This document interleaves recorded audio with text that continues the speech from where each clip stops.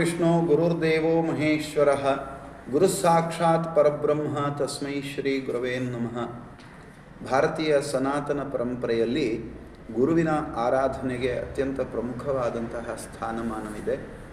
ಅದನ್ನು ಪ್ರಾರಂಭಿಸಿದವರು ಸಾಕ್ಷಾತ್ ಜಗದ್ಗುರು ದತ್ತಾತ್ರೇಯರು. ಈ ಜಗತ್ತಿನಲ್ಲಿ ಗುರು ಎನ್ನುವಂತಹ ಶಬ್ದಕ್ಕೆ ಗುಕಾರೋ ಅಂಧಕಾರಶ್ಚ ರುಕಾರಂ ನಿರೋಧಕ ಅಂದರೆ ಕತ್ತಲೆಯನ್ನು ನಿವಾರಿಸಿ ಬೆಳಕನ್ನು ನೀಡತಕ್ಕಂತಹ ಶಕ್ತಿ ಗುರುವಿಗಿರುವುದರಿಂದಲೇ ಆ ಗುರು ಎನ್ನುವಂತಹ ಎರಡಕ್ಷರದ ಶಬ್ದ ಅಷ್ಟು ಮಹತ್ವ ಪಡೆದಿದೆ. ದತ್ತಾತ್ರೇಯರು ಸತ್ಯಯುಗದಲ್ಲಿ ಆದಂತಹ ಅವತಾರ. ಇಂತಹ ಅವತಾರ ಈ ಕಲಿಯುಗದಲ್ಲೂ ಪ್ರಸ್ತುತವಾಗಿ ಪ್ರತಿ ವರ್ಷ ಮಾರ್ಗಶಿರ ಶುದ್ಧ ಚತುರ್ದಶಿ ಅಥವಾ ಹುಣ್ಣಿಮೆಯಂದು ಆಚರಿಸಲ್ಪಡುತ್ತದೆ. ಅದರಲ್ಲಿ ಈ ಒಂದು ಕುಮಟಾ ನಗರದ ಮಧ್ಯವರ್ತಿ ಸ್ಥಾನದಲ್ಲಿರುವಂತಹ ನವೀಕೃತವಾದ ದತ್ತ ಮಂದಿರದಲ್ಲೂ ನಾಡಿದ್ದು ಶನಿವಾರ ದಿವಸ ದತ್ತ ಜಯಂತಿ ಉತ್ಸವವನ್ನು ಅತ್ಯಂತ ವಿಶೇಷವಾದಂತಹ ರೀತಿಯಲ್ಲಿ ನಾವೆಲ್ಲರೂ ಭಕ್ತಾದಿಗಳು ಸೇರಿಕೊಂಡು ನಡೆಸ್ತಾ ಇದ್ದೇವೆ. ಮೊದಲನೇ ದಿನ ದತ್ತ ಜಯಂತಿಯ ಮೊದಲನೇ ದಿನ ವಿವಿಧ ಅನುಷ್ಠಾನಾದಿಗಳು, ಶತರುದ್ರ ಅಥವಾ ದತ್ತಾತ್ರೇಯ ಮೂಲಮಂತ್ರ, ಮಾಲಾ ಮಂತ್ರ, ಶ್ರೀ ಸೂಕ್ತ, ಪುರುಷ ಸೂಕ್ತ ಇತ್ಯಾದಿ ದೇವತಾ ಕರ್ಮಾಂಗಗಳು. ಮಾರನೇ ದಿವಸ ಬೆಳಿಗ್ಗೆ ಭಜನೆ, ಭಿಕ್ಷಾಟನೆ ಮತ್ತು ಮೊದಲನೇ ದಿವಸ ಮಾಡಿದ ಅನುಷ್ಠಾನಗಳ ಹವನಾದಿಗಳು, ವಿಶೇಷವಾದ ಫಲಪಂಚಾಮೃತಾದಿ ವಿಶೇಷ ಪೂಜೆ ಹಾಗೂ ಮಧ್ಯಾಹ್ನ ಸರಿಯಾಗಿ 2 ಗಂಟೆಗೆ ಪಾಳಣಿ ಅಥವಾ ದತ್ತ ಜನ್ಮೋತ್ಸವ ನಡೆಯುತ್ತಾ ಇದೆ. ಎಲ್ಲ ಕಾರ್ಯಕ್ರಮಗಳು ಭಕ್ತಾದಿಗಳ ಸೇರುವಿಕೆಯಿಂದ, ಅವರ ಕೂಡುವಿಕೆಯಿಂದ, ಅವರ ತನು ಮನ ಧನದ ಮೂಲಕವಾಗಿ ನಡೆಯುವಂಥದ್ದು. ಬಹಳ ವಿಶೇಷವಾದಂತಹ ಒಂದು ಪರ್ವಕಾಲ ದತ್ತ ಜಯಂತಿ.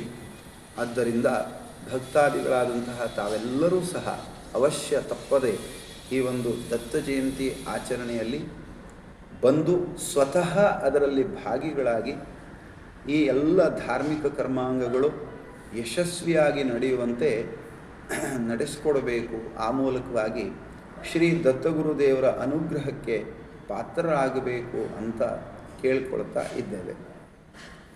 ನಮಸ್ಕಾರ. ಈಗಾಗಲೇ ನಮ್ಮ ದತ್ತಾತ್ರೇಯ ಭಟ್ರು ಹೇಳಿರುವಂತೆ ದತ್ತ ಜಯಂತಿಯ ಡಿಸೆಂಬರ್ 14ರಂದು ಅತ್ಯಂತ ವೈಶಿಷ್ಟ್ಯಪೂರ್ಣವಾಗಿ ಆಚರಿಸಲ್ಪಡ್ತದೆ. ಈ ದತ್ತ ಜಯಂತಿಯ ಒಂದು ಅತ್ಯುನ್ನತವಾದ ವೈಶಿಷ್ಟ್ಯ ಏನಂತ ಹೇಳಿದರೆ, ತಮಗೆಲ್ಲ ತಿಳಿದಿರುವಂತೆ ಜಗತ್ತಿನಲ್ಲಿ ಯಾವುದು ಗುರುಪ್ರೇರಣೆ ಇಲ್ಲದೆ ಯಾವುದು ನಡೆಯುವುದಿಲ್ಲ. ಜಗತ್ತಿನ ಮೊದಲ ಗುರು, ಮಹಾನ್ ಗುರು ದತ್ತಾತ್ರೇಯ ದೇವರ ಈ ದತ್ತ ಧರ್ಮೋತ್ಸವದಲ್ಲಿ ಭಿಕ್ಷಾಟನೆ ಹೇಳೋದು ಅತ್ಯಂತ ಮಹತ್ವದ ಕಾರ್ಯ.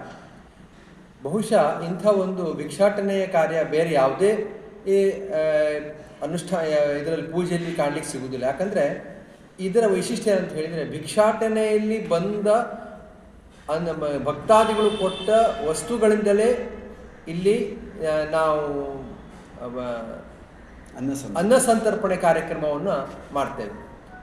ಅದನ್ನು ತಂದುಕೊಂಡೇ ಇಲ್ಲಿ ನಾವು ಇಲ್ಲಿ ಅಡಿಗೆಗೆ ಬಡಿಸಿ ಅದನ್ನು ಭಕ್ತರಿಗೆ ಕೊಡುವಂಥ ಒಂದು ವೈಶಿಷ್ಟ್ಯಪೂರ್ಣವಾದ ಒಂದು ಕಾರ್ಯಕ್ರಮ ಇದೆ. ಹಾಗಾಗಿ ಇದೊಂದು ಅತ್ಯಂತ ಪರಮ ಪೂಜ್ಯ ಪುಣ್ಯತಮವಾದ ಈ ಕಾರ್ಯಕ್ರಮದಲ್ಲಿ ನಮ್ಮ ಎಲ್ಲ ಭಕ್ತಾದಿಗಳು, ನಮ್ಮ ಕುಮಟಾ ಹಾಗೂ ಹತ್ತಿರದ ಎಲ್ಲ ಹಳ್ಳಿಗಳಲ್ಲಿರುವ ನಮ್ಮ ಎಲ್ಲ ದತ್ತ ಭಕ್ತಾದಿಗಳು ಈ ಕಾರ್ಯಕ್ರಮದಲ್ಲಿ ಭಾಗವಹಿಸಿ ದೇವರ ಕೃಪೆಗೆ ಪಾತ್ರರಾಗಬೇಕು ಅಂತ ಕೇಳ್ಕೊಳ್ತಾ ಇದ್ದೇವೆ. ಈ ಕಾರ್ಯಕ್ರಮದಲ್ಲಿ ನಮ್ಮ ಎಲ್ಲ ಭಕ್ತರು ತನುಮನ ಧನ ಸಹಾಯ ನೀಡಬೇಕು. ಈಗಾಗಲೇ ತಮಗಲ್ಲಿ ತಿಳಿದಿರುವಂತೆ ಈ ದೇವಸ್ಥಾನ ನೂತನವಾಗಿ ಶಿಲಾಮಯವಾಗಿ ಕಟ್ಟಲ್ಪಟ್ಟಿದೆ. ಇನ್ನೂ ಸ್ವಲ್ಪ ಕೆಲಸ ಇಲ್ಲಿ ಉಳಿದಿದೆ.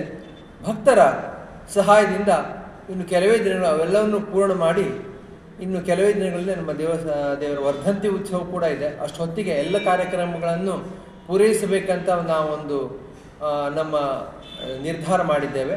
ಅದಕ್ಕೆ ನಮ್ಮ ಎಲ್ಲ ಭಕ್ತಾದಿಗಳು ಸಹಕರಿಸಬೇಕು ಅಂತ ನಾನು ಈ ಮೂಲಕ ಈ ಸಂದರ್ಭದಲ್ಲಿ ಕೇಳ್ಕೊಳ್ತಾನೆ. ಎಲ್ಲ ದತ್ತ ಭಕ್ತಾದಿಗಳಿಗೆ ಭಗವಂತನು ಆಯುರಾರೋಗ್ಯ ಐಶ್ವರ್ಯಗಳನ್ನು ನೀಡಿ ಕಾಪಾಡಲಿ ಅಂತ ಕೇಳ್ಕೊಳ್ತೇನೆ. ಇದು ದತ್ತಾತ್ರೇಯ ದೇವಸ್ಥಾನದ ಮೊದಲನೇ ಅಂತಸ್ತು. ಈ ಒಂದು ಅಂತಸ್ತಿನಲ್ಲಿ ದೇವಸ್ಥಾನಕ್ಕೆ ನಿತ್ಯ ಬೇಕಾದಂತಹ ಪೂಜೆ ಪುನಸ್ಕಾರಾದಿಗಳಿಗೆ ಜನರಿಗೆ ಮುಂದಿನ ದಿನಗಳಲ್ಲಿ ಊಟ ಉಪಚಾರ ವ್ಯವಸ್ಥೆ ಮಾಡುವಂತಹ ವಿಚಾರ ಇದೆ. ಮತ್ತು ಬಂದಂತಹ ವೈದಿಕರಿಗೂ ಸಹ ಊಟೋಪಚಾರ ವ್ಯವಸ್ಥೆ ಈ ಜಾಗದಲ್ಲಿ ಕಲ್ಪಿಸಲಾಗುತ್ತದೆ. ಮತ್ತು ಶಿಖರದ ನಿರೀಕ್ಷಣೆ ಈ ಒಂದು ಸ್ಥಾನದಿಂದ ಬಹಳ ಉತ್ತಮವಾಗಿ ಕಂಡು ಬರ್ತಾ ಇದೆ. ಅಂದರೆ ಕೆಳಗಿನ ಭಾಗದಿಂದ ಶಿಖರವನ್ನು ಅಷ್ಟು ಸ್ಪಷ್ಟವಾಗಿ ಕಾಣಿಸುವುದಿಲ್ಲ, ಹಾಗಾಗಿ ಇದು ವೀಕ್ಷಣೆಗೆ ಬಹಳ ಉತ್ತಮವಾದಂತಹ ಸ್ಥಾನ ಆಗಿದೆ. ನಾನು ದತ್ತಾತ್ರೇಯ ಗಣಪತಿ ಭಟ್, ದತ್ತ ಮಂದಿರದ ವಂಶಪಾರಂಪರ್ಯ ಅರ್ಚಕ ಮತ್ತು ವ್ಯವಸ್ಥಾಪಕನಾಗಿ ಸೇವೆ ಸಲ್ಲಿಸ್ತಾ ಇದ್ದೆ. ನಾನು ಸತೀಶ್ ಸುಬ್ರಾಯ ನಾಯ್ಕ್, ಶ್ರೀ ದತ್ತಾತ್ರೇಯ ಮಂದಿರದ ಶಿಲಾಮಯ ದತ್ತ ಮಂದಿರ ನಿರ್ಮಾಣ ಸಮಿತಿಯ ಅಧ್ಯಕ್ಷನಾಗಿ ಇಲ್ಲಿ ಕೈಲಾದ ಸೇವೆಯನ್ನು ಸಲ್ಲಿಸ್ತಾ ಇದ್ದೇನೆ. ನಾನು ಅರುಣ್ ಸಿ ಮಣ್ಕೀಕರ್, ದತ್ತಭಜಕ ಮಂಡಳಿಯ ಕಾರ್ಯಾಧ್ಯಕ್ಷನಾಗಿ ಸೇವೆ ಸಲ್ಲಿಸ್ತಾ ಇದ್ದೇನೆ, ದತ್ತಭಕ್ತನಾಗಿ. ನಾನು ಚಂದ್ರಕಾಂತ್ ಗಂಗಾಧರ್ ಶೇಟ್, ದತ್ತಭಜಕ ಮಂಡಳಿಯ ಅಧ್ಯಕ್ಷನಾಗ್ತೇನೆ. ನಾನು ರಾಜು ಶಿವರಾಯ್ ಶೆಟ್ಟಿ, ಈ ದತ್ತ ದೇವಸ್ಥಾನದ ಒಂದು ಭಕ್ತನಾಗಿ ಬಾಲಕನಿಂದಲೂ ನಾನು ಇಲ್ಲೇ ಸೇವೆ ಸಲ್ಲಿಸ್ತೇನೆ.